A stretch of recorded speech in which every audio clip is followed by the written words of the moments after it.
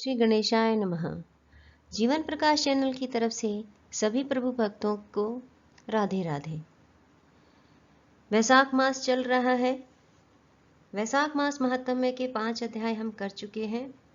5वें अध्याय में हमने जाना कि किस प्रकार भगवान समुद्र में शयन करते हैं और उन्हें किन्होंने जगाया और सृष्टि के पालन के लिए भगवान ने किन किन की रचना की। आइए आज हम वैशाख मास महात्म्य का 6वां अध्याय प्रारंभ करते हैं। नारद जी कहते हैं कि हम एक ब्राह्मण और छिपकली का इतिहास कहते हैं। प्राचीन काल में हेमांग नाम का एक राजा इक्ष्वाकु वंश में हुआ है। उस वंश के राजा ने अन्नदान नहीं किया, इसी से उसने चातक व छिपकली का जन्म लिया। वह निर्धन व निर्बल ब्राह्मणों की बहुत सेवा किया करता था, लेकिन विद्वान व तेजस्वी वेद पाठी ब्राह्मणों की सेवा नहीं करता था। जो वस्तु स्वयं सुलभ है उसका दान नहीं करता था। उसका कहना था कि दुर्लभ वस्तु का दान उत्तम होता है। वह ब्राह्मणों का बड़ा भक्त, किसी की निंदा न करने वाला, शत्रुओं पर विजय पाने वाला तथा जितेंद्रिय था। उसने इतने यज्ञ किए कि कुशाओं से पृथ्वी पर कुशा ही कुशा दिखाई देने लगी। उसने गौभूमि तथा स्वर्ण का दान देकर अनेक ब्राह्मणों को प्रसन्न किया। कोई ऐसा दान नहीं जो उसने न किया हो, परंतु कभी वैशाख मास में जल दान नहीं किया। वह कहता था कि अलभ्य वस्तु दान करने का फल होता है, जल तो सहज में ही लभ्य है। अतः वह राजा लूले, लंगड़े, अंधे और जीविकाहीन ब्राह्मणों की सेवा किया करता था, किंतु वेद पाठी, तत्वज्ञानी और ब्रह्मवादियों की पूजा नहीं किया करता था। वह कहता था कि विख्यात ब्राह्मणों की सेवा तो सभी करते हैं।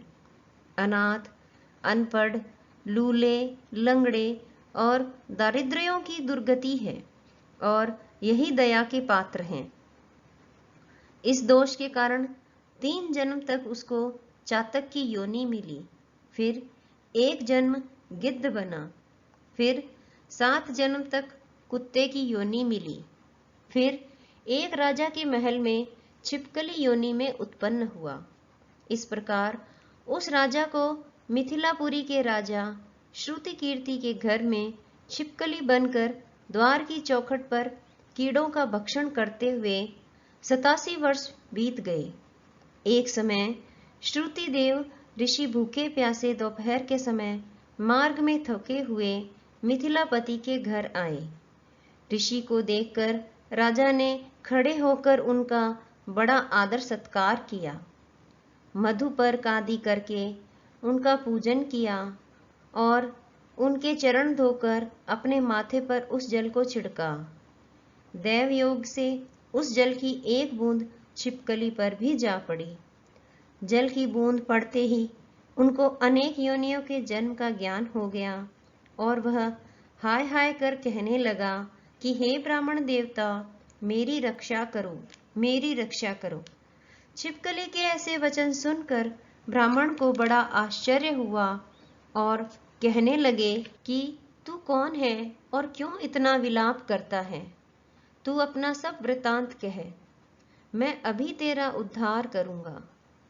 ऋषि के ऐसे वचन सुनकर वह छिपकली कहने लगी, हे ब्राह्मण, मैं इक्ष्वाकु कुल में उत्पन्न हुआ वेद शास्त्र का ज्ञाता था। मैंने अनेकों गौदान और यज्ञ दान तथा बहुत से कुएं, तालाब और बावड़ी बनवाई, अनेकों दान दिए और धर्मपूर्वक राज्य भी किया, तो भी मुझे स्वर्ग न मिला। 3 जन्म तक चातक और 1 जन्म तक कुत्ते की योनि में रहा और अब इस छिपकली की योनि में हूँ।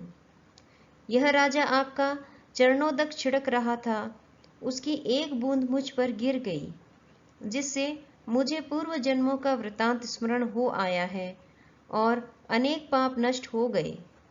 मुझको 28 जन्म तक छिपकली की योनि भुगतनी पड़ेगी, सो मैं इन जन्मों से डरता हूँ। अब आप कृपा करके कहिए कि मेरी यह दशा कैसे हुई। तब ऋषि ने अपने ज्ञान चक्षु द्वारा सब कुछ जान लिया और कहने लगे कि मैं तुम्हारी बुरी योनि का कारण जानता हूँ। तुम ध्यान देकर सुनो।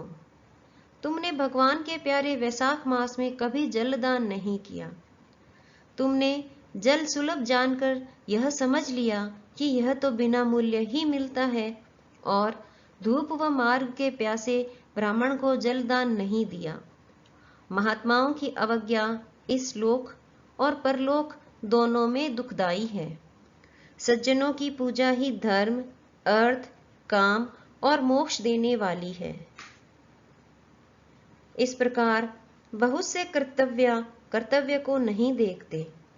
जैसे मंद आदमियों की संगति से कुछ फल नहीं मिलता, वैसे ही तीर्थ और मूर्तियों से भी तत्काल कुछ नहीं मिलता, परंतु महात्मा तो दर्शन मात्र से ही पवित्र कर देते हैं। साधु सेवा से कोई सज्जन दुखी नहीं होता। तुमने न तो जलदान किया, न साधुओं की सेवा की, इसी कारण तेरी यह दुर्गति हुई। अब मैंने जो वैशाख में पुण्य किया है वह तुम्हें दूंगा। उसी के फल से तुम्हारी शांति होगी। इससे तुम्हारे भूत, भविष्य, वर्तमान तीनों कालों के कर्मों के संस्कार दूर हो जाएंगे। यह कह ऋषि ने जल स्पर्श कर एक दिन के वैशाख स्नान का फल उसको दे दिया। जल के छींटे लगते ही वह सब पापों से मुक्त होकर दिव्य रूप हो छिपकली का रूप त्याग कर, नमस्कार कर, आज्ञा लेकर स्वर्ग को चला गया और 10,000 वर्षों तक सुंदर भोगों को भोग कर इक्ष्वाकु वंश में ही महाप्रभावशाली काकुतस्य नाम से उत्पन्न हुआ और 7 द्वीप तक पृथ्वी का राज्य करने लगा। इसी के साथ वैशाख मास महात्म्य का 6ठा अध्याय पूर्ण हुआ। जय श्री कृष्ण।